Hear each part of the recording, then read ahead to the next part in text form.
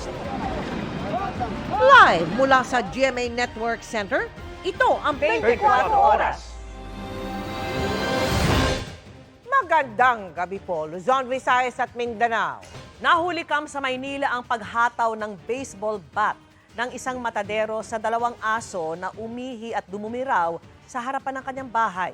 Ang insidente nagdulot pa umano ng trauma sa anak ng may-ari ng mga sinaktang hayop. Nakatutok si Jomer Apresto.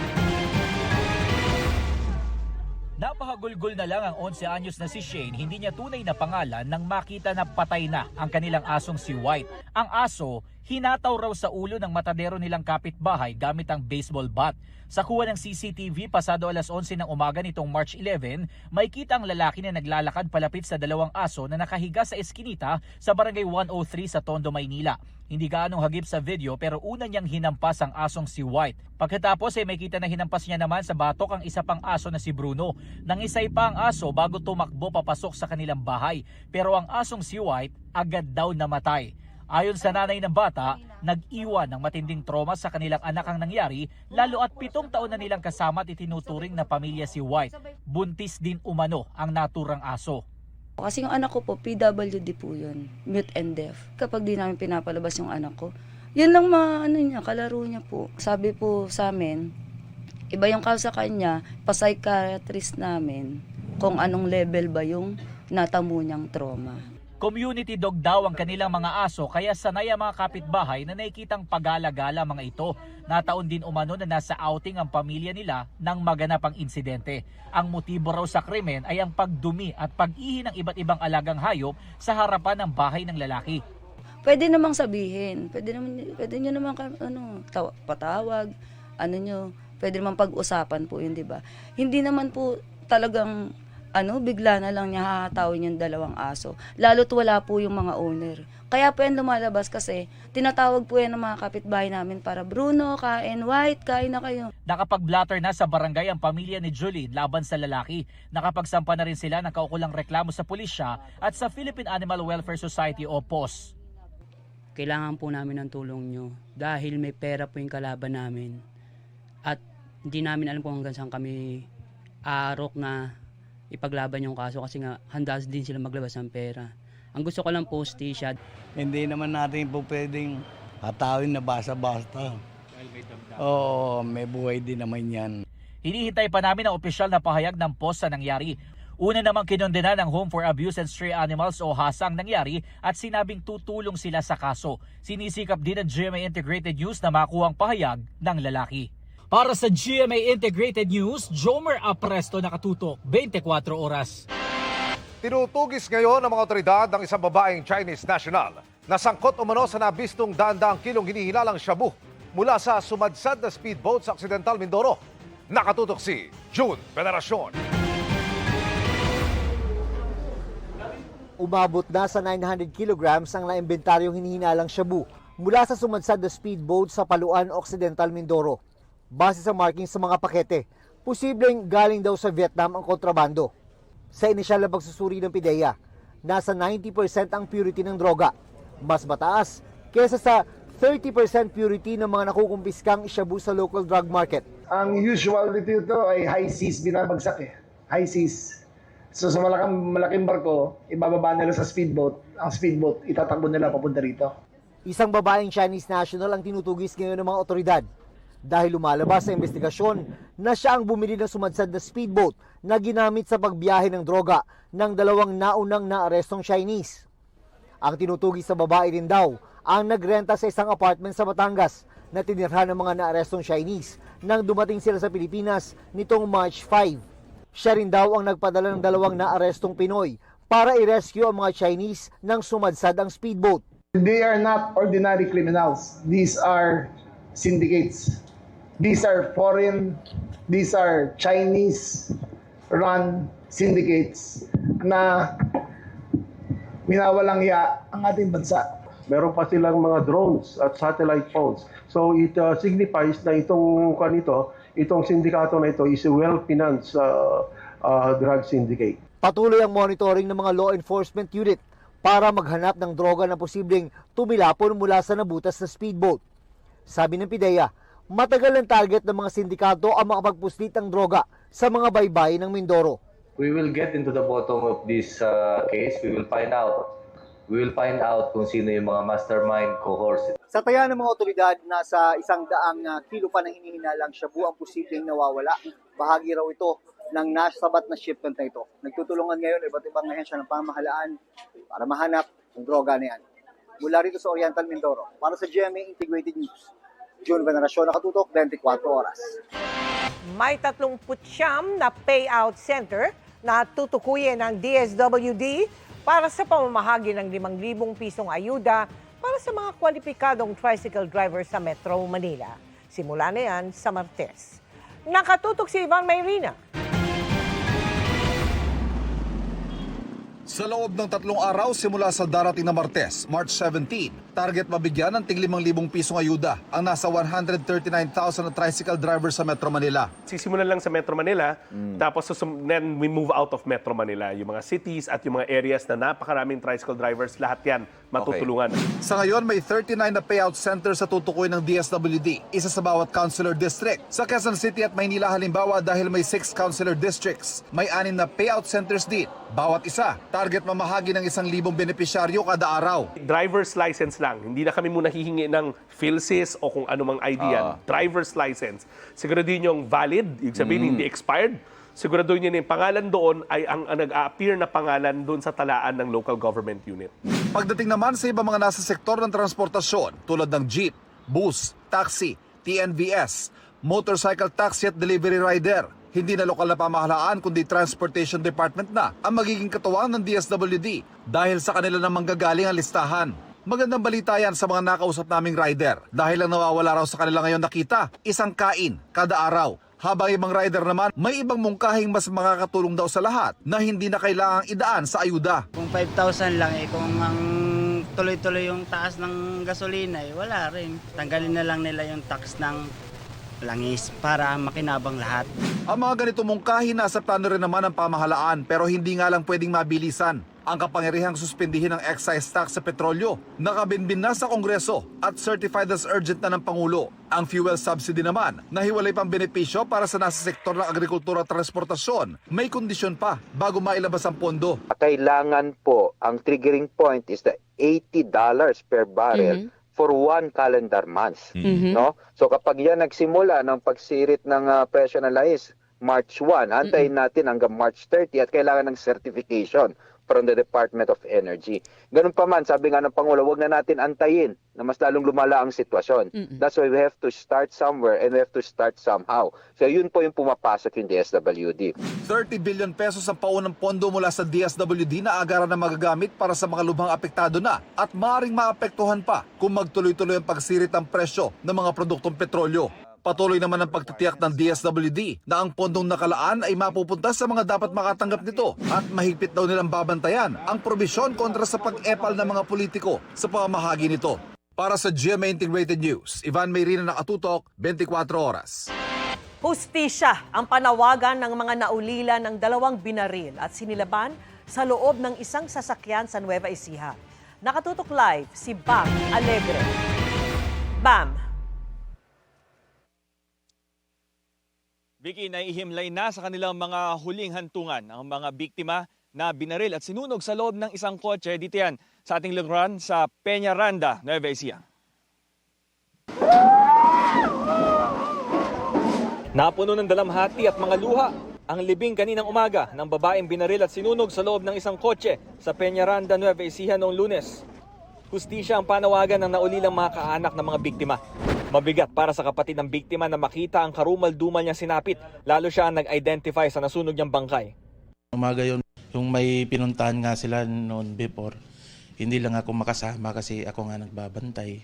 Nang pinakita na sa akin yung bangkay, na-confirm ako na agad na siya yun sa mukha pa lang. Kuha sa video ang pagbaril sa biktima sa loob ng sasakyan. At di pa nasiyahan, may sinaboy pa ang gunman sa kasinilaban ng kotse. Kasama rin pinatay sa loob ng kotse ang isang lalaking family friend na napakiusapang magmaneho noong araw na iyon. Narito tayo sa crime scene. Natapos nang iproseso ng pulisya sa barangay Sinasahan, Peñaranda, Nueva Ecija. Ito ang kotse na sinunog upang pagtakpan ang krimen na isinagawa rito hindi sa kubli ng dilim, kundi sa liwanag ng umaga. Sentro ang kotseng ito sa investigasyon ng pulisya. Hindi pa nahuhuli ang gunman, pero nauna nang naaresto ang principal suspect pati ang 4 niyang accomplice na nagtatago sa Isabela.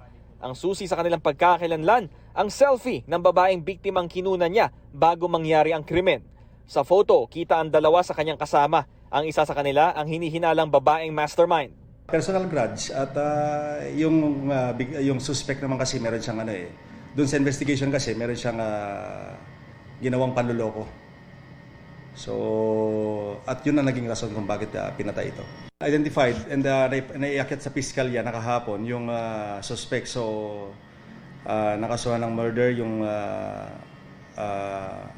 principal and the other accessories.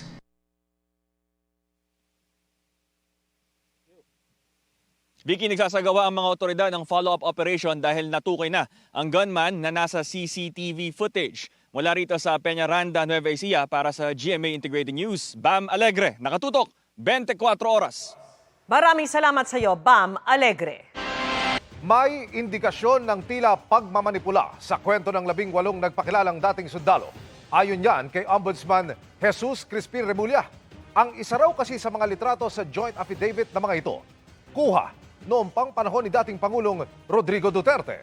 Nakatutok si Salima Refran. Sa mga litratong sinumite sa joint affidavit ng 18 dating sundalo ng pagde-deliver umano ng male-maletang pera sa ilang opisyal at personalidad, sabi ni Ombudsman Jesus Crispin Remulla, may nakitang isa na hindi raw tumutugma sa timeline ng kanilang kwento. When we investigated that angle, it appears that this delivery was done during the time of Speaker Lord Velasco. Duterte time, definitely yung isa ron. Yung isang na-point out sa akin, na nag-inform sa akin. Hindi dinukoy ni Remulla kung alin sa mga litrato ito. Pero ayon sa kanya, noon pa lang may indikasyon na may tila may pagmamanipula sa kwento. What you see here is really a manipulation of facts to make it appear that that was that. But actually, they were playing with timelines. And this is one timeline that they played with, that this happened before the term of President Marcos.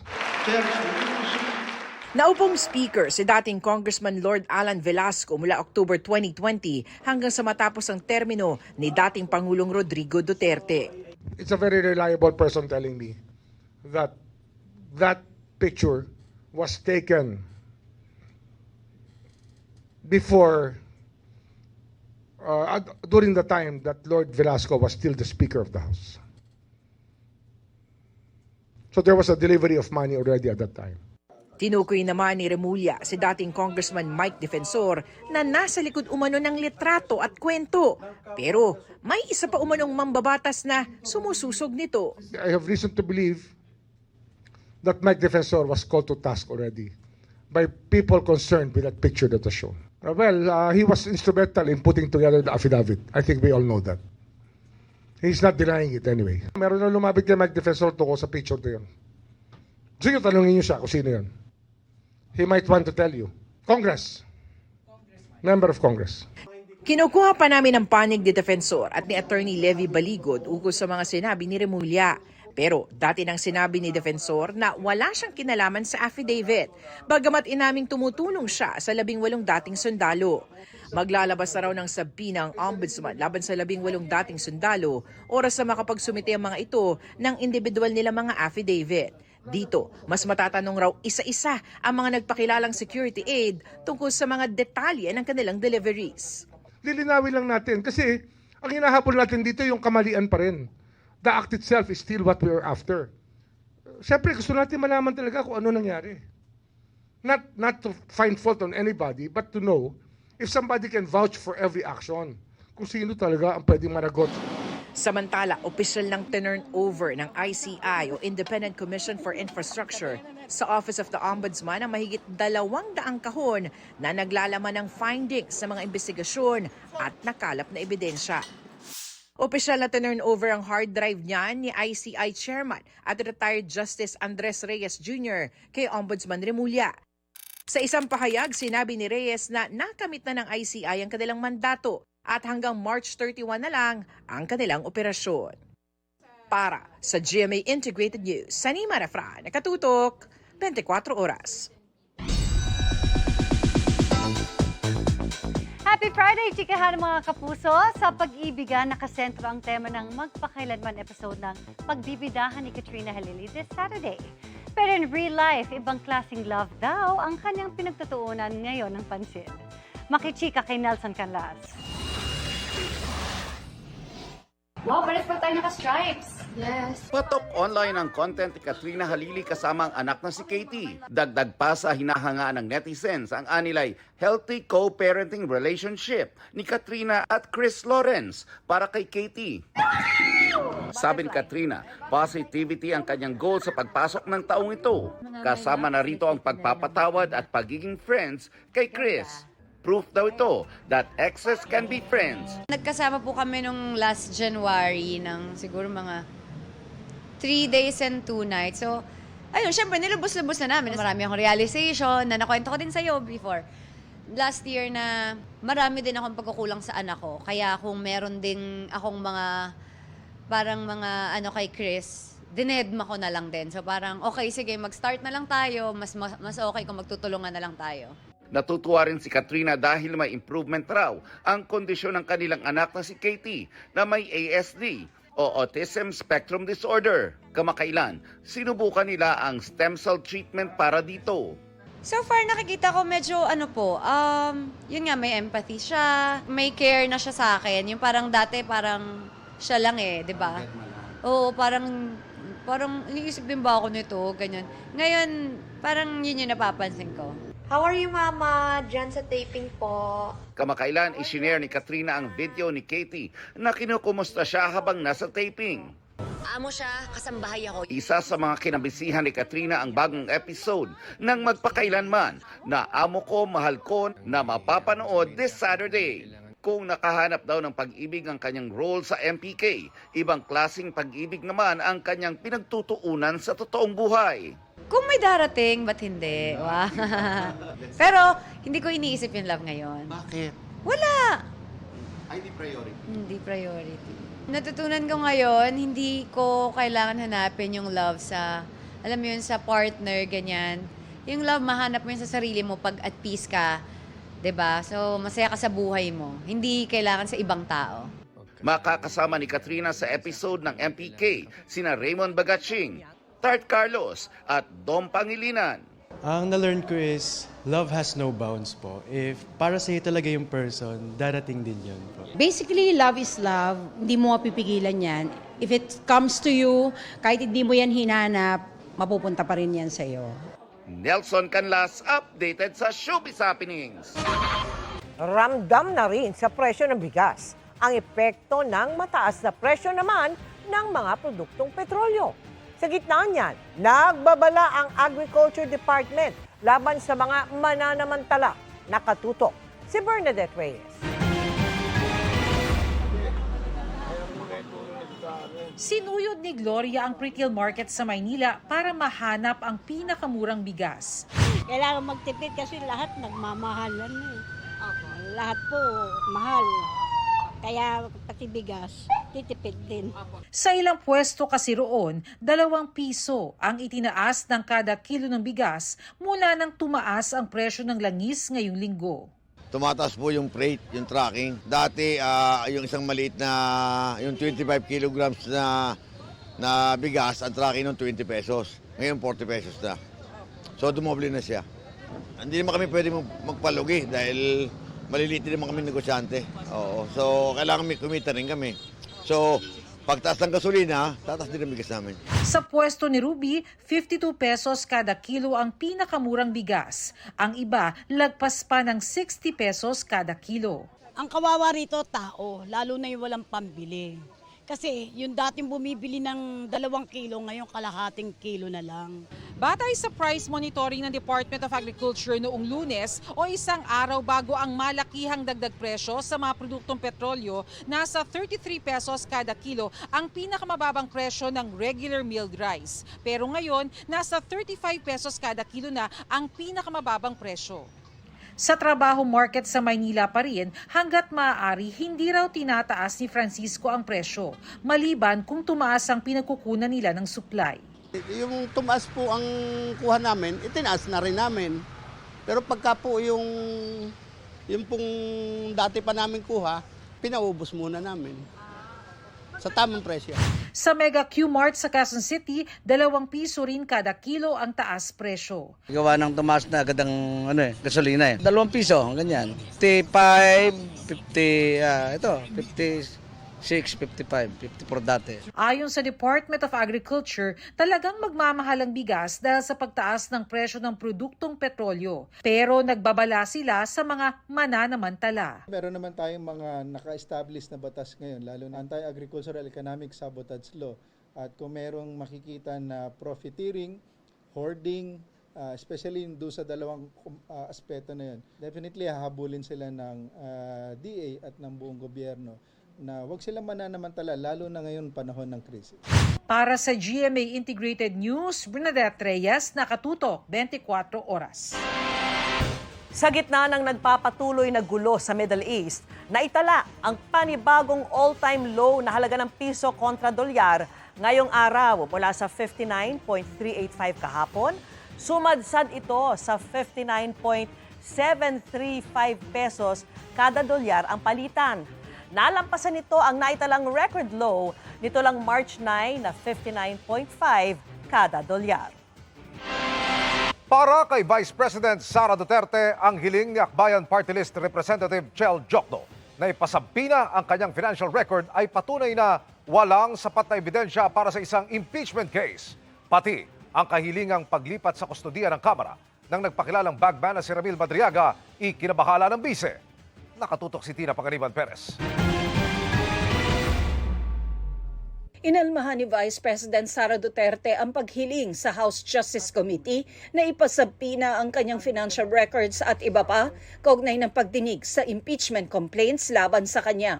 Sabi ng bise, patunay raw ito na walang sapat na ebidensya para isulong ang impeachment case laban sa kanya. Giit ni Duterte, hindi pwedeng magsagawa ang komite ng investigasyon para lang maghanap ng ebidensyang susuporta sa mga alegasyon. Bagay na maituturing daw na isa na namang fishing expedition. Si Akbayan Party List Representative Chel Jokno ang humiling ng pagpapasampina ng financial records ng bise para raw malaman kung may sapat na basehan ang impeachment complaints. Kabilang ang mga Statement of Assets, Liabilities and Net Worth o SALE ng bise at records na mga kahinahinala raw na transaksyon sa bangko. Pati na rin ang resulta ng investigasyon ng NBI sa pagbabanta laban kay Pangulong Marcos, First Lady at sa dating House Speaker. Bilang tugon sa bise, ipinaliwanag ni Jokno na malinaw sa kanyang mosyon na layo nitong mapangalagaan ang mga ebidensya at testigo sa impeachment proceedings para magawa ng Committee on Justice ang trabaho nitong pag-aralan ang mga ebidensya. Sa kanyang pahayag, ipinunto rin ni Duterte na sa pagsabi ng komite na sufficient in substance ang reklamo, ipinagpapalagay na may sapat na ebidensya para sa mga alegasyon. Kaya sabi niya, ang impeachment daw ay isang political attack para protektahan ang ilang individual para isulong ang personal at foreign interests. Sagot ni Justice Committee Chairperson Representative Jervy Luistro kay Duterte, magkaiba raw ang ginagamit na standards sa determination ng sufficiency in substance at sa pagdetermina ng komite kung may sapat na basehan ang reklamo. I beg to disagree to that. There is sufficiency in substance if there is recital of facts that constitute an offense determinative of the jurisdiction of the Committee on Justice. On step 3, what we determine on the basis of the pleadings and the evidence available is sufficient ground. So, we cannot say na the committee was erroneous because they are asking for issuance of subpoena now. Kasama rin sa hiling ni Jokno ang paglipat sa kustodiya ng Kamara kay Ramil Madriaga na nagpakilala noong bagman umano ni Vice President Duterte. Ito raw ay para masiguro ang kanyang kaligtasan at pagdalo para tumestigo sa impeachment proceedings. Sabi ng bise, nakababahala raw ang kahilingang ito na ayon sa kanya ay pagbibigay ng special treatment kay Madriaga. Pero sabi ni Luistro, ang korte ang may jurisdiksyon kay Madriaga dahil nakabilanggo ito ngayon para sa kasong kidnapping.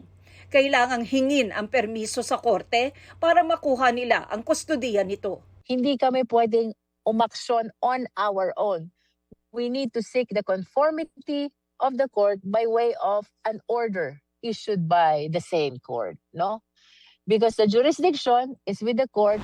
May hanggang Lunes si Vice President Sara Duterte para magsumite ng kanyang sagot sa impeachment complaints. Ang House Committee on Justice naman nakatakdang magpulong sa Miyerkules para pag-usapan ang mga paghahanda para sa posibleng pagsisimula ng hearing proper sa April 8. Para sa GMA Integrated News, Tina Panganiban Perez, nakatutok 24 oras. Grateful sina PBB Celebrity Collab Edition 2.0 Third Big Placers, Ashley Sarmiento at Joaquin Arce sa dami ng mga sumusuporta sa kanila mula nang lumabas sa bahay ni Kuya. Si Ashley marami rin daw baon ng mga natutunan kabilang ang pagmamahal sa kanyang craft bilang artista. Makichika kay Nelson Canlas.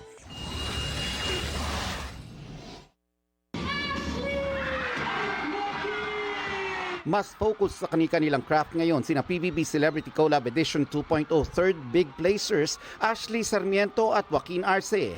Marami raw silang natutunan habang nasa PBB journey na baon nila sa outside world. Super po, kaya din po talaga, yun din po talaga yung pinaka-goal ko po joining PBB. I really want for people to know me. And natutuwa po ako na minahal po nila ako kung sino po ako. At ngayon po, sana mahalin din po nila yung work ko naman po, yung acting ko naman po pagdating sa acting. Kasi po, super passion ko po siya. Natutunan ko po talagang mahalin yung pag-aartista. Dahil sa PBB, dumoble ang followers nila. Bagay na kanila raw ipinagpapasalamat. With the attention, I guess, I came in PBB knowing na, it would be a spotlight. It would be a platform for me to step on. I just continue being myself. Because I guess, yung mga tao, nakilala nila ako for being who I am. I do deal with it by showing my gratefulness to them. Like, as in, grabe talaga yung support. Iniiwasan daw nila Ashley at Joaquin ang manood ng mga clips ng stay nila sa bahay ni Kuya. Cringe level daw para sa kanila ang maraming eksena nila noon. Ang dal ko sa girls' bedroom, kausap ko si Lela. Tapos sabi ko, hindi ko pa na-expect na ganyan pala itsura ko kapag ganun yung ginagawa ko. Tapos medyo naiiyak po ako kasi syempre napanood po yun ng family ko and everybody else. Pero wala po, nakakatuwa lang. Pero as much as possible po, hindi po ako nanonood ng clips kasi nakikringe din po ako. Pero kung babalik sila sa time na nasa PBB house sila, may babaguhin kaya sila? Honestly, I mean, I'm sure if you watched yung journey ko, like, madami akong pagkakamali. Of course, like, if given the choice, I wouldn't have done those mistakes. But if you ask me right now if I would go back and change them, I wouldn't. Because maganda yung bunga. Like, maganda yung nakuha ko. As in, I learned from everything. And had those not happened, I wouldn't have been able to, improve. Nelson Canlas, updated sa Showbiz Happenings. Mga kapuso, naudlot ang pagproseso sa papeles ng isang sasakyan dahil sa traffic violation na nailagay sa record ng bagong may-ari kahit hindi naman niya ginawa. Nagkamali pala sa encoding ang isang tauhan ng LTO. Pinaaksyonan niyan sa team ng inyong Kapuso Action Man. Plano lang sanang magpa-change of ownership ni Alex ng nabiling segunda manong motorsiklo noong Hunyo 2025. Pero napurnada ang kanyang pagpapaproseso dahil may lumabas umanong paglabag sa record ng kanyang lisensya. Tungkol po nalaman na may unsettled violation daw po ako. Yung passenger without seatbelt daw po. Hindi ko po alam kung paano nangyari. Hindi po ako nagmamaneho kasi motor lang po yung pag-aari ko po. Ang nakapagtataka pa, Hindi pa raw nakakapunta sa Aritao, Nueva Vizcaya si Alex kung saan na itala ang kanyang naging paglabag Marso ng nakaraang taon. Mga kapuso, isa ho sa mga ipipresentang ebidensya ni Kuya Alex sa Land Transportation Office ang kanyang time card. Dito ho mapapatunayan na si Kuya Alex naririto sa Metro Manila sa pinagtatrabahuhan niyang restaurant noong petsa na sinasabi ho ng LTO na siya ay nahuli sa Aritao, Nueva Vizcaya. Grabing stress po, sir. Sobrang nakakaba. Araw-araw, gabi-gabi, iniisip ko kung paano nangyari, bakit ganun. Kaya natatakot na po akong mag-ano sa kalsada. Sana po, siguraduhin nilang mabuti kung tama yung hinuhuli nila, kung ako ba talaga yun. Kaya sana po, maayos na po yung driver's license ko para mapanatag na po yung kalooban ko. Dumulog ang inyong kapuso action man sa Land Transportation Office sa Region 2. There was an error in the encoding of the apprehension. Hindi po siya yung nahuli talaga dito sa amin. But it's very unfortunate na ang na-encode na license number ay yung kay Mr. Alexander Bailon. We are very sorry for that. Ako po ay humihingi ng paumanhin at pasensya kay Mr. Bailon dahil sa dinulot na istorbo po sa kanyang transaksyon sa LTO NCR. Sa ngayon ay naitama na ang record sa lisensya ni Alex. Pero pagtitiyak ng LTO Regional Office, magsasagawa sila ng masusing investigasyon hinggil sa naging pagkakamali. We will identify the person who did the encoding para makapagbigay siya ng kaukulang explanation on what happened na bakit nagkamali siya dito sa encoding ni Mr. Bailon. Whatever will be the findings of the regional office, ma'am, kung kinakailangan na ma-reprimand siya or mabibigyan siya ng kaukulang kaparusahan, and we will do that.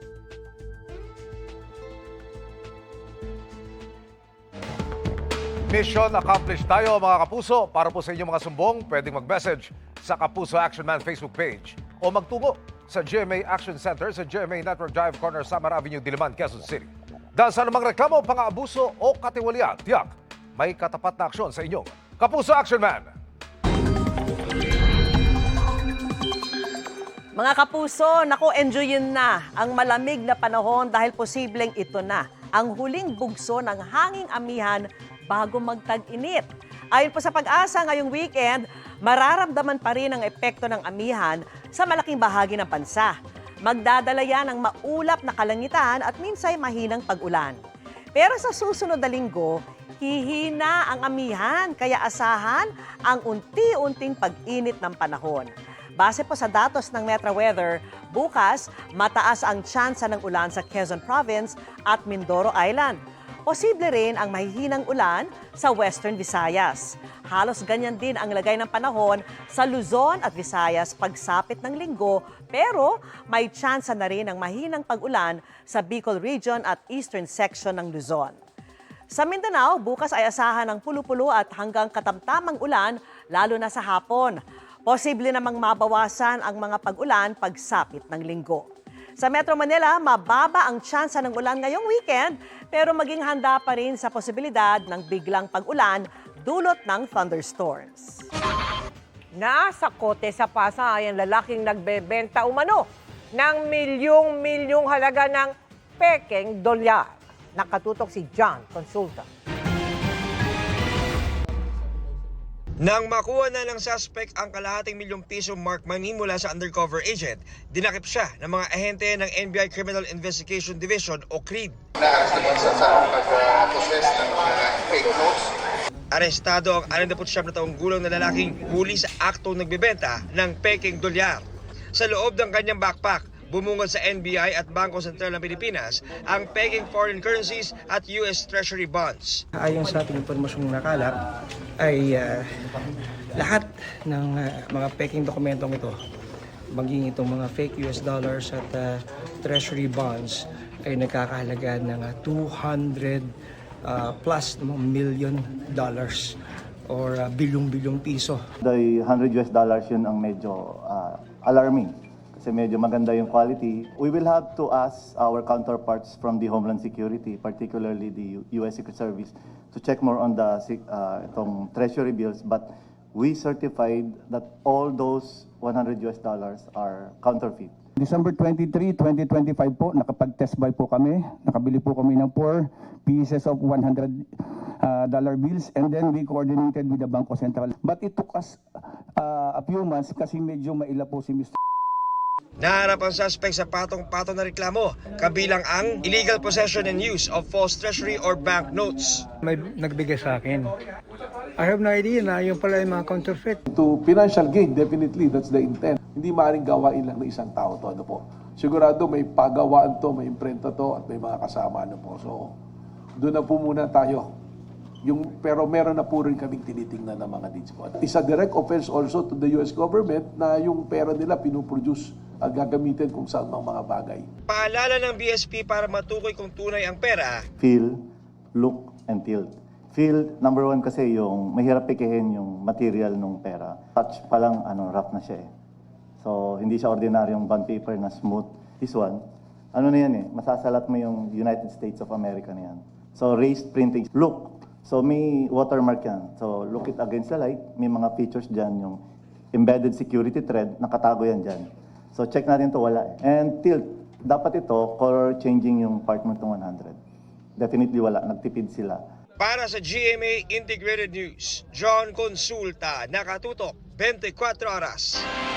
Kung umaaray na kayo sa dami ng gastusin ngayon, konti pang higpit ng sinturon ang kailangan dahil pati ang singil sa tubig asahang tataas din sa pagpasok ng second quarter ng taon. Paliwanag ng Metropolitan Waterworks and Sewerage System o MWSS, wala itong kinalaman sa giyera sa Iran, kundi bunsod ng Foreign Currency Differential Adjustments o FCDA. Ang FCDA ay isang mekanismo para mabawi o di kaya maisauli ng Manila Water at Maynilad ang pagbaba o pagtaas ng bayad nito sa foreign loan dahil sa pabago-bagong halaga ng piso kontra dolyar. Para sa Maynilad, 27 centavos kada buwan ang dagdag singil para sa mga customer na kumokonsumo ng 10 cubic meters.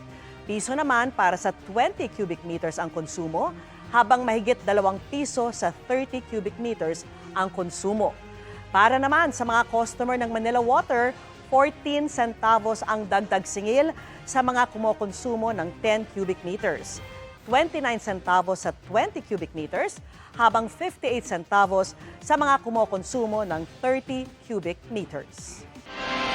Matapos umabsent ng ilang buwan, nagparamdam si Senator Bato de la Rosa at humiling na magamit ng kanyang pamilya ang Senate Mansion sa Baguio City. Sa kanyang sulat kahapon kay Senate President Tito Soto, sinabi niyang nais ng kanyang pamilya na tumira sa Senate Mansion ng ilang araw para raw sa isang fundraising event ng AFP.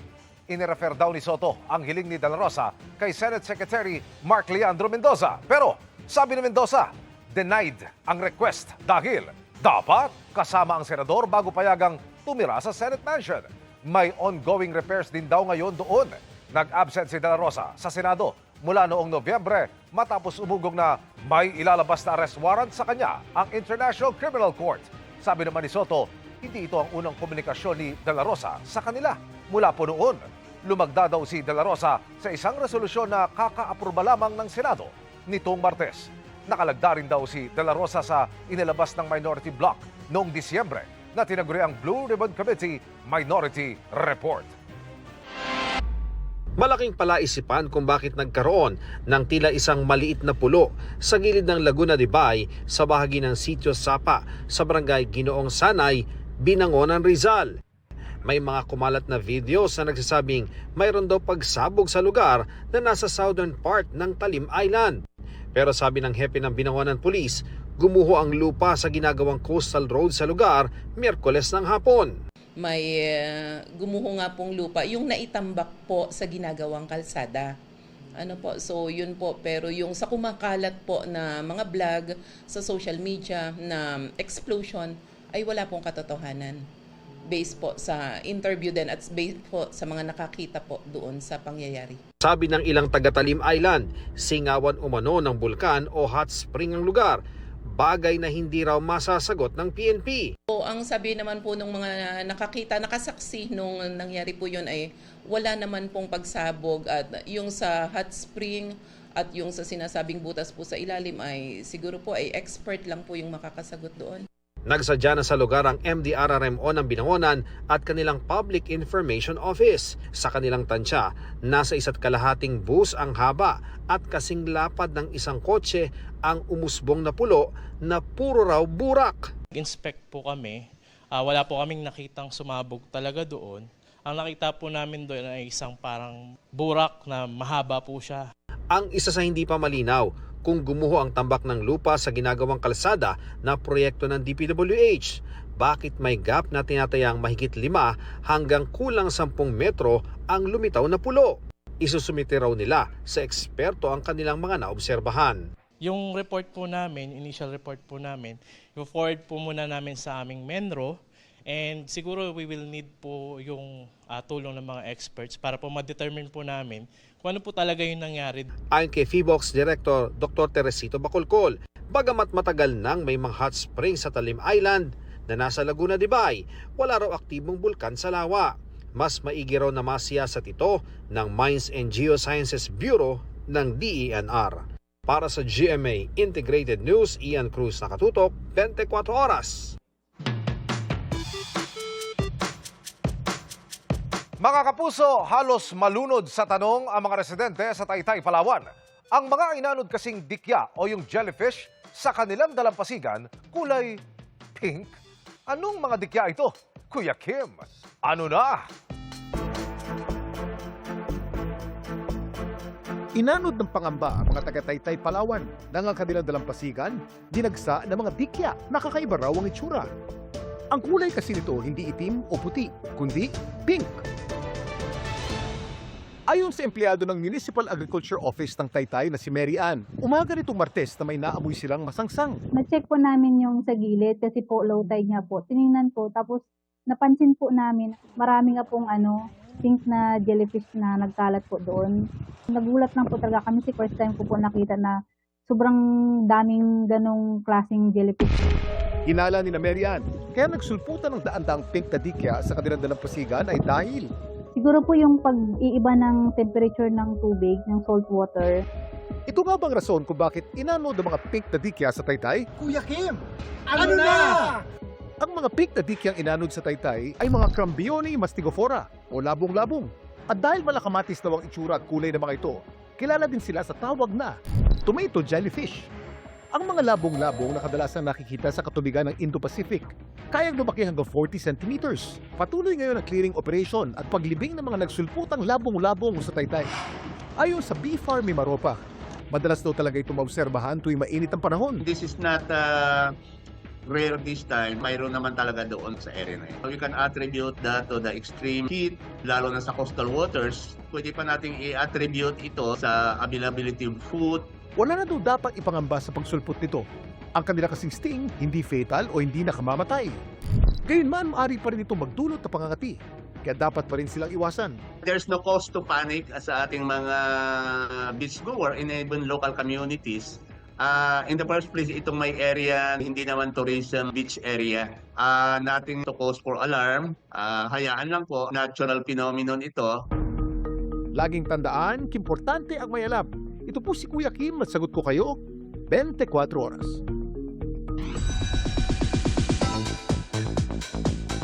Mabilis na chikan tayo para updated sa showbiz happening. Amazing Earth.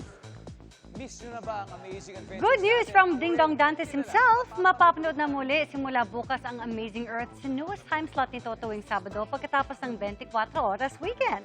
At hindi lang yan dahil marami ring aabangan sa anniversary special ng Family Feud kung saan siya rin ang host. Kabilang sa dapat tutukan ng guesting ng It's Showtime host at iba pa. Single pero busy daw ngayon si Sparkle artist Jeric Gonzalez. Kabilang sa kanyang pinagkakaabalahan ang pelikulang Graduation Day kung saan relate much daw siya sa role. Kwento ni Jeric, maraming kabataan ang mai-inspire sa pelikula para magpursige sa kanilang pag-aaral.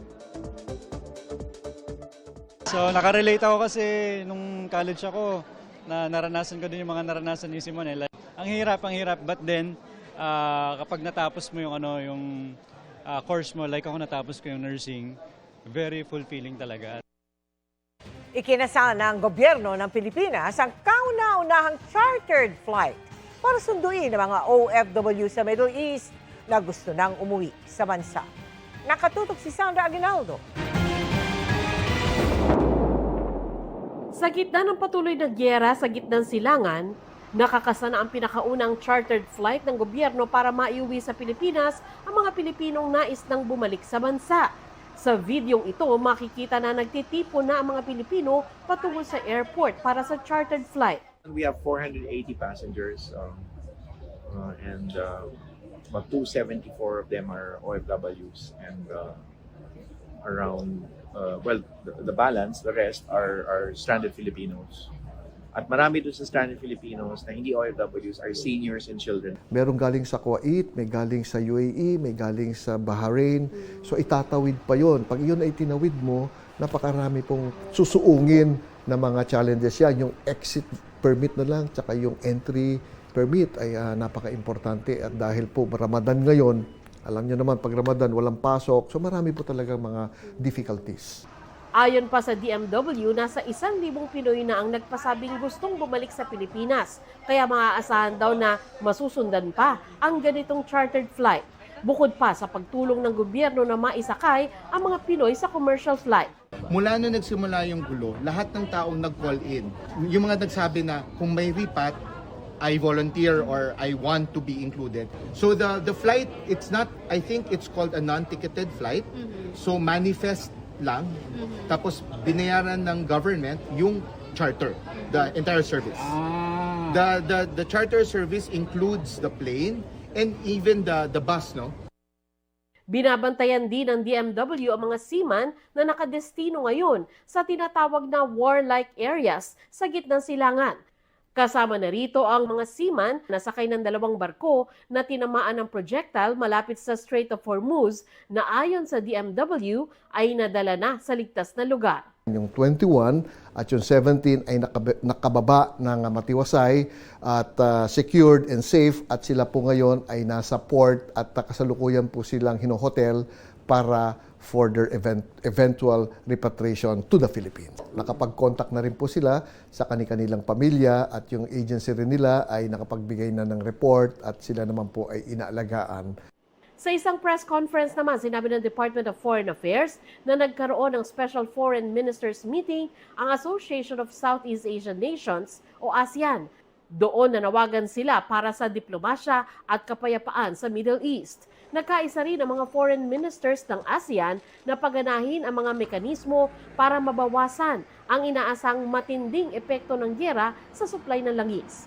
Magtutulungan din daw ang Pilipinas at mga kalapit bansa nito sa ASEAN para matulungan ang mga nationals ng isa't isa.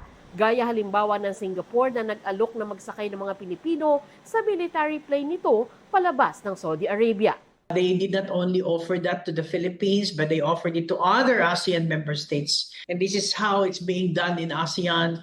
In the same situation, whenever we have the availability of seats in many of our attempts or missions to take care of our Filipinos abroad, we also offer it. And if there are seats available, we also offer this to our fellow ASEAN member states.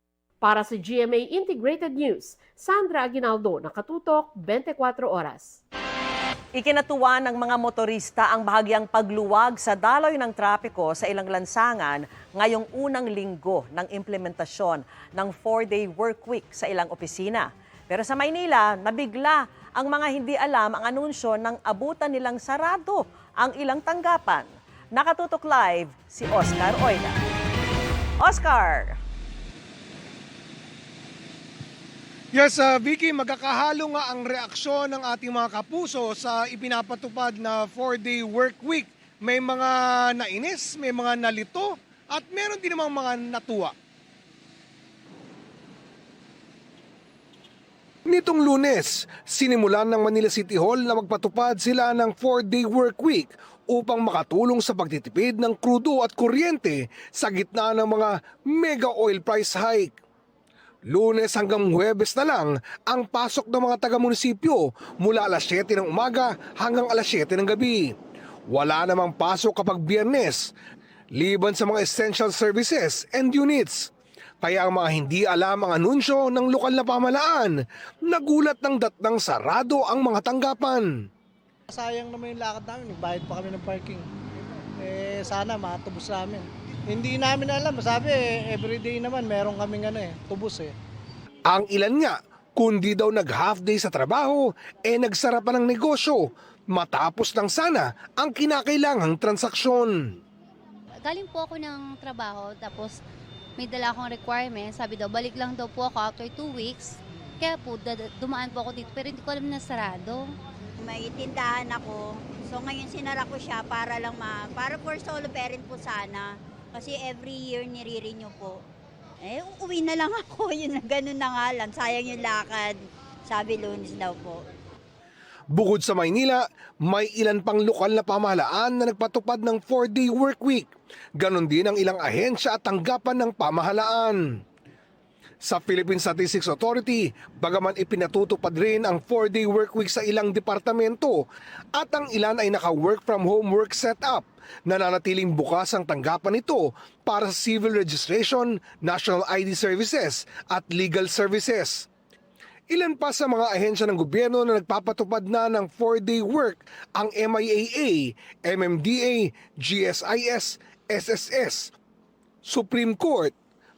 Pero kung may naidulot man daw ng mabuti ang 4-day work week, paniwala ng ilang mga motorista, ito ay ang bahagyang pagluwag sa daloy ng trapiko sa ilang lansangan. Kahit araw ng Biyernes sa may kahabaan ng Espanya sa Maynila, magkabilang lane, light to moderate na traffic ang namasdan kanina. Ganon din sa may Taft Avenue, lalo na sa bahaging Quirino Avenue. Sa Quezon City nga kaninang umaga, nadama rin ng mga motorista ang pagluwag ng daloy ng trapiko. Kitang-kita talaga na umonte yung daloy ng trapiko. So tingin mo okay na ituloy na lang to? Sana, hopefully, para mabawasan talaga kasi sobrang traffic talaga dito, lalo na sa EDSA. So kung magtutuloy-tuloy ito, mas maganda. Kasi po, lalo na po sa 4 days, tapos siguro yung mga tao po, natuto na rin po dahil sa pagtaas ng gasolina. Umiwas din po sila sa gastos. Sa may southbound lane ng EDSA, mula Kamuning hanggang Cubao, nakaraniway bumper to bumper tuwing umaga. Kanina, tuloy-tuloy ang daloy. Ganon din sa Quezon Boulevard at Quezon City Memorial Circle. Kung ikukumpara mo from the previous traffic situation last week, nung hindi pa nagsisimula yung 4-day work week, itong Monday na significant din, napansin natin, lumawag yung traffic po natin. Dahil nga yung 4-day work week na pinapatupad ng all government offices. So yun ang primary, lalo na itong Friday. Pero kapuna-puna namang sa ilang lugar, partikular yung mga malapit sa mall, matindi pa rin ang build-up ng traffic. Samantala, Vicky, sa ngayon, dito sa naroroonan natin sa paligid ng Manila City Hall, partikular dito sa may Antonio Villegas sa kanto ng N.A. Lopez, ay nanatili pa naman maayos ang daloy ng trapiko. Maluwag pa rin, bagamat ayon sa pakipag-usap natin sa MMDA kanina, ay wala pa naman datos na nagsasabi daw na kumonti nga ang bilang ng mga sasakyang bumabiyahe sa Metro Manila, kasabay nga ng ipinapatuwad na 4-day work week at pagtaas ng presyo ng mga bilihing krudo. Vicky? Maraming salamat sa iyo, Oscar Oida. From being a reggae artist at social media personality, papasok na rin sa mundo ng Encantadia si Elias JTV. Kamusta kaya ang kanyang first ever acting project at ano kayang reaksyon ng ibang cast ng Sagre? Makichika kay Athena Imperial.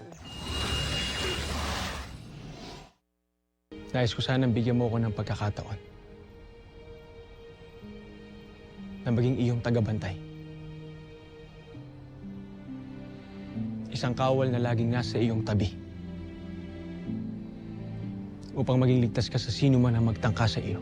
Ikinagagalak ko ang iyong alok. Ngunit hindi ko na kailangan ng karagdagang kawal. Naudlot man ang tambalang Darmea dahil kasal na ang Hara kay Soldarius, hindi nawawalan ng pag-asa si Darot. Gayon din ang mga Sangre, OG at New Gen sa kanilang pakikibaka at hamon na maibalik sa kanila si Tera.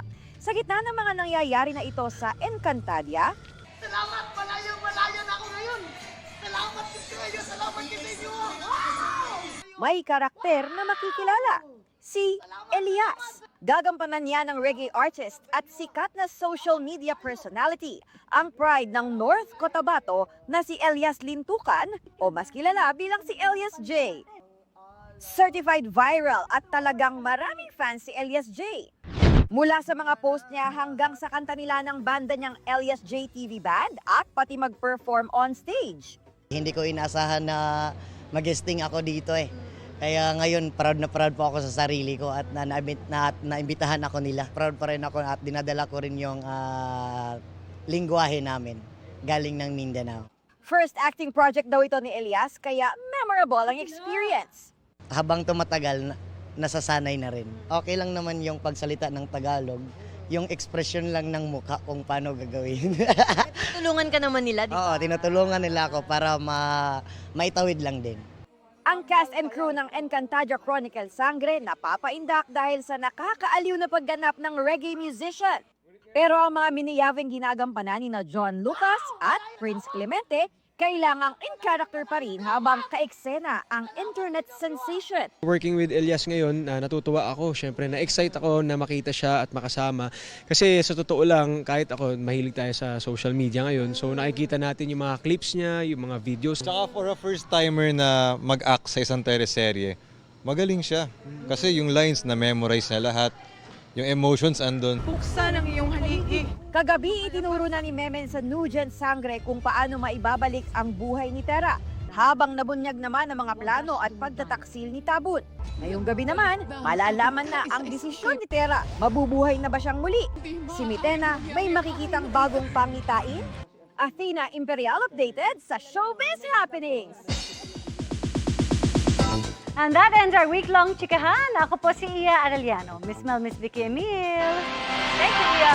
Salamat sa iyo, Iya. Thank you, Iya. At yan ang mga balita ngayong Biyernes. Ako po si Mel Tiangco. Ako naman po si Vicky Morales para sa mas malaking misyon. Para sa mas malawak na paglilingkod sa bayan, ako po si Emil Sumangil. Mula sa GMA Integrated News, ang News Authority ng Pilipino. Nakatuto kami 24 oras.